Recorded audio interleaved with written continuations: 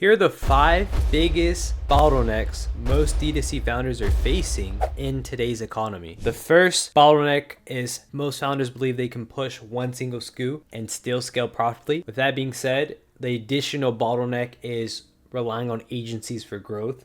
Most founders outsource their marketing instead of bringing that in-house because they don't want to learn the actual skill set behind getting a profitable acquisition cost, or understanding how meta machine learning works, or how to utilize Google Ads, how to utilize marketing technology that's been around since 2008, since the development of these platforms, right? It's fairly new technology. Now, the third bottleneck that I've noticed across the board with D2C brands is they believe they can scale too fast without dialing in their margins, without dialing in their inventory, dialing in their relationship with their manufacturer, so on and so forth, right? These variables have been causing a lot of brands to recoup losses and take on debt in order to survive and keep their business afloat, which we want to abstain for that, right? If you're running a D2C brand, you want to make sure you're avoiding stuff like trying to scale profitably on paid ads with one single SKU,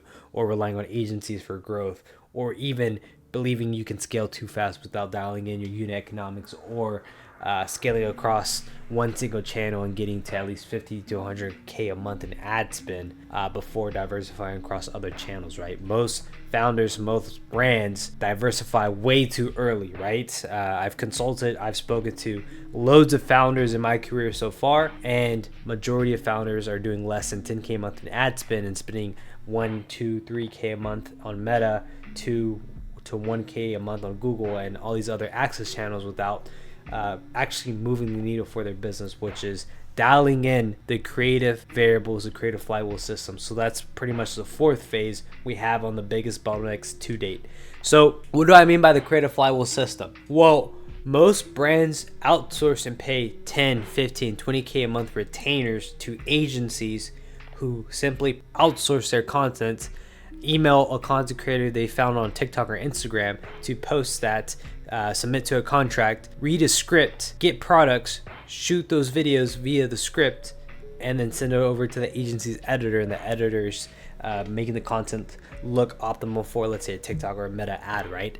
That's what brands are paying for, and they're getting charged an arbitrage fee. It doesn't take 10K a month in retainer fees to produce that same UGC content, or even static images, right? There's a ton of software like Creative OS or even Flare.ai to help you produce statics at scale with AI tech, right? There are a ton of solutions and a ton of variables, and founders should take that responsibility to incorporate the effectiveness of creatives in-house, right, with the creative technology. And you only need a team of 6 to integrate that creative flywheel system. So you save on costs at scale. You're able to build the marketing units and have your employees under one team, under one brand, instead of outsourcing and having one agency operate Meta, a different agency operate Google, so on and so forth. Everything is under one umbrella, similar to like a SaaS company. This is why SaaS companies can exit for 8 to 12 multiples, because their operations, their unit economics are pretty lean. Their marketing and sales team is in-house. Everybody's under one umbrella, under one roof, and they're capital efficient because they can afford to acquire a customer at net loss, but bank on LTV because their gross margins over time, they're operating at 90% margins, right? Whereas with direct to consumer, there are a ton of operational costs, manufacturing costs, warehouse costs, so on and so forth to deliver the product to the customer. But with that being said, the last bottleneck that is detrimental to direct to consumer e-commerce founders is shiny object syndrome. It's agency hopping. It's working with one founder or one vendor or one freelancer and then firing them after 30 days or after 60 days, and then bringing on somebody else and then firing them after 90 days, right? I've worked with numerous brands with our portfolio of e-commerce companies under management with scalevelocity.io. The biggest bottleneck I've seen is most founders are impatient with the time it takes to get results, right? Most ad results to acquire a net profit require a certain quantity of iterations to the sales funnel. So this is either better creatives, better landing pages, better offers, or going fully broad, or testing these concepts that are new to the customer demographic base, right?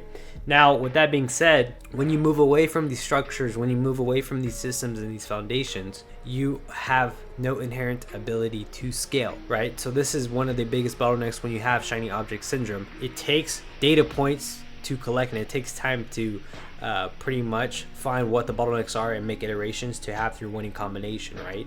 If you plug and cancel that plan after 90 days, well, then you're stuck creating a brand new blueprint when a new season is upon us, right? For instance, this is the common analogy. To get the best results on Black Friday, Cyber Monday, you should have been testing concepts, angles 3 months in advance, a quarter in advance. Those are the brands that find success, right?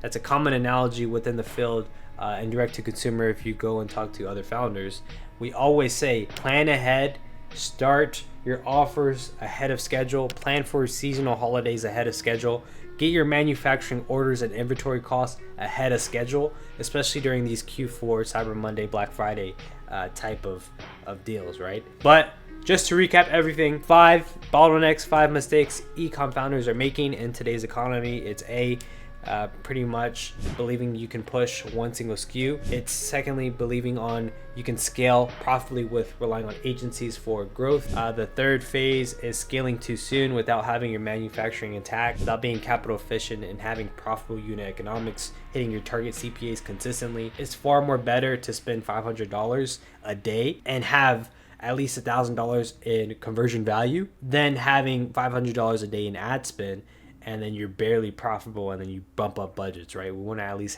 make sure we're collecting first order profit, right? Now, the fourth phase is ultimately the creative flywheel system, integrating your creators in-house and the structures. I'll collect and I'll shoot future videos on tutorials on how to develop the creative flywheel system at scale. And then the fifth phase, which is shiny object syndrome. Most brands struggle with this across the board, and it's entering and believing in ideology at the very beginning and then moving away from that idea after 90 days because it's either boring, not getting results, or it's not as sexy as what fancy gurus or fancy marketers are flashing on the internet when their Lamborghinis or their Rolexes are flexing these materialistic ideas, right? If you enjoyed this video, comment down below. My name was Chris Hernandez. I'm the founder of ScaleVelocity.io. I'm a growth consultant. I help DTC founders build in-house for exits.